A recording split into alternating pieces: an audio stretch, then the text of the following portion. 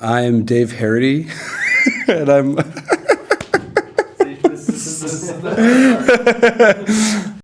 I'm Dave Harrity, and I wrote a book of poems for the Poiema series called These Intricacies.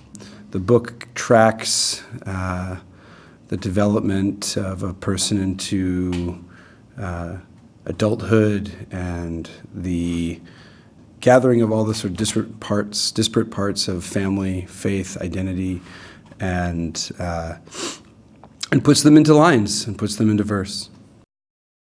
This is the poem that opens the collection, and it's called Naming the Stars. To know that there's room enough for dusk in the body, step out in open air and breathe. The day downing.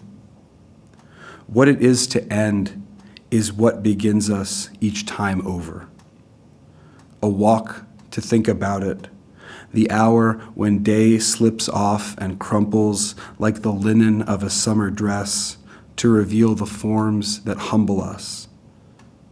There's a word to say for each imperfection we possess, for failures making good on even smaller promises, to beat back times we entertain the little wrongs, and what it must be like to turn away the dark, to call down light from stars, poverties we have hung bare, a constant grain for each of these mistakes. These poems, this suite of poems, collection of poems, is really like my first sort of 10 years of becoming an artist, but also at the same time becoming like a father, becoming a husband, becoming a teacher, becoming like just an adult human being, right? So I think the earliest poem in the collection I wrote as an undergraduate, so it was a long time ago. And it wasn't in the collection originally, and then I found it again. I was like, this I feel like this belongs in here. It feels like it would help close a circle for me. So this book is very much kind of the first 10, 15 years of poems that I had worked on. So that accounts, I think, for both the domesticity that's in them, the examination of the self as a father, as an artist, the fears that go along with that, of trying to become like an actualized human being when you don't know how to do that, right? So that was the thrust of the collection. And anytime I doubted the collection, the editor came in and really tinkered with it in a very positive way. But I also began to look at the collection as almost like a retrospective. Like this is my collection this is how I became who I am, and that was the touchstone for me to go back to whenever I felt like I lost my way. So I mean, Don and I began with about 100 poems, and he had just asked if I had poems to do work on, and I said, well, I have kind of a collection, but and I have all these other things too that might be good. And so he really did a lot of work on trimming, cutting, making suggestions, and bringing the collection into kind of a fuller vision that I didn't have a vision for when we began necessarily. I had part of it, but he helped complete that for sure, which is wonderful to work with an editor like that. It's just a real treat, because you don't always get that. Some people take your thing and then they publish it as you have it, which is nice too, because you don't have to fuss with them. But sometimes fussing is really great. So this poem is called Hallelujah, I'm a Bum. I was told the way to water, go down to the river to pray, and so I did, followed the highway till a bridge emerged. It wasn't easy, but I took the hill carefully and stumbled. I took the hill not knowing what to look for, not knowing if our paths would cross. I should have seen it coming. Graffiti, dilapidated couches, cans of beer, and rubber scrap.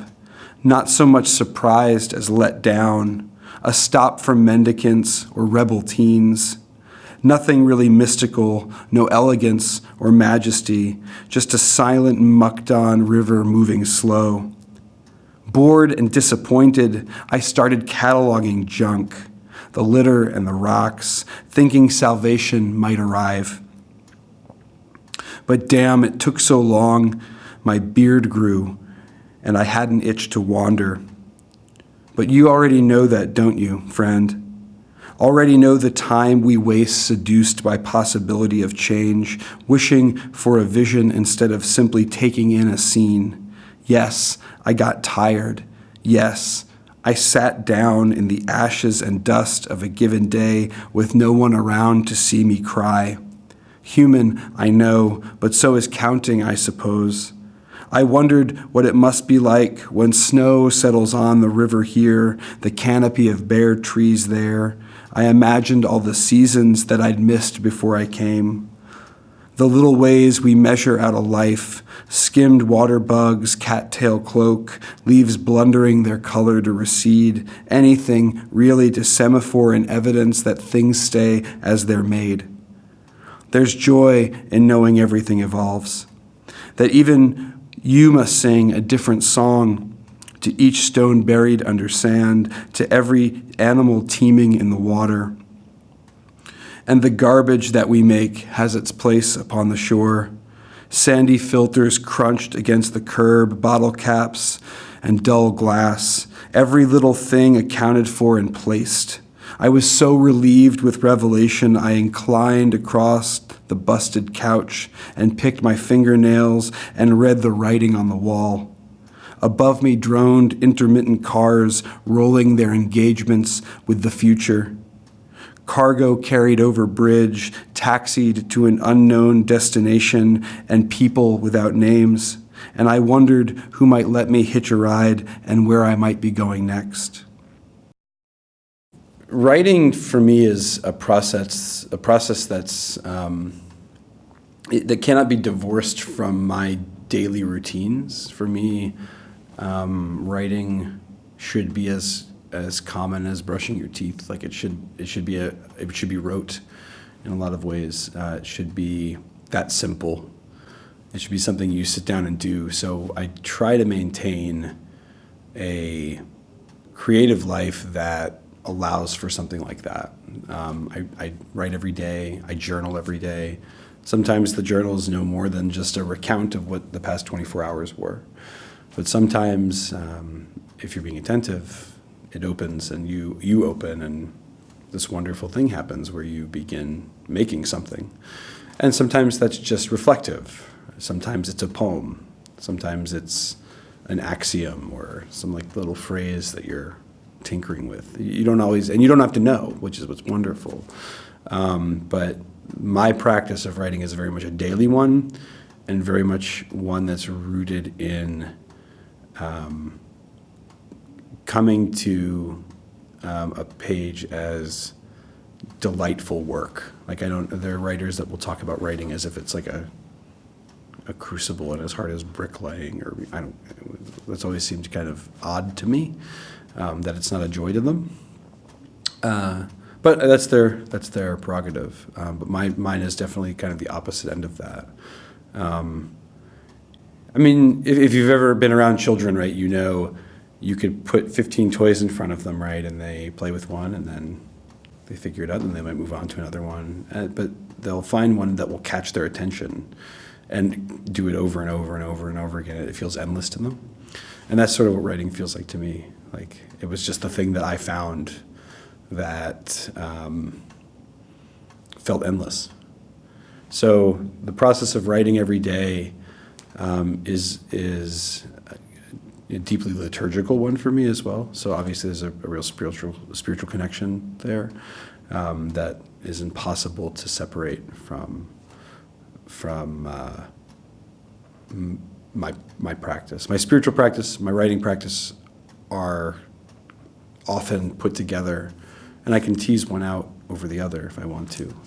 It'd be very bad if it couldn't, but they're deeply connected. The other thing that I think, and this book reflects it a little bit, is that I write like with other people around me a lot, like my children, my home life. Like I'm writing at the kitchen table, and my kids are coloring or writing or doing a craft, or we're talking while I'm doing this. And I found when I had kids, like very quickly, if I don't figure out how to live in this domestic space and create with these other beings around me, I'm going to be very sad. So we started from when my kids were little, like we called it, when they were kids with babies, we called it creative time. And that was time where we sit down together at the table, and I've got my journal and you've got your journal, and we draw, we color, we have sort of creative play together, and I'm writing at the same time. So my process is completely rooted in like this domestic life that I have, and I love that. In fact, I'm worried. I've got this fellowship where I'm going away for 2 weeks in the woods. I think I'm going to go insane because it's going to be like me in a cabin by myself for 2 weeks. It's supposed to be writing, but that's just never how I've ever done it. Like I've never needed time to go write. It's always just happened where I exist. So that's at least a part of the process. This one's called, this poem's called Poem to Usher in the Season. You rise from bed, and there's the frost creeping up the window pane, cold again. All this while you slept. It's no one's fault you missed it, those small things. You didn't see it yesterday, but all those leaves. You walk the block, first fires wood to fleeting ember, strange specters floating from the houses. In this still and stunted season, your body tells you what you couldn't count. Breath alive in air, but it's official when a lone blackbird hops his balance from the wire, mouth creeping open like your front door, his signature a lone echo headed home. All this happened when? Stalks are gone, earth turned up, no more tobacco flowers, no more pink blush petals, pistol spears. Proof positive that all you make can't be that important after all. This weather is your word undone another year in a row, and what you thought was clarity was simply just a different color haze. All the stars unseen now, closer to going out for good, so you could miss the point like you did before and before and before. You should write it down exact, just the way you want it read. If I could hold each thing I've named, I'd bring it to my face and kiss it till it booted me away.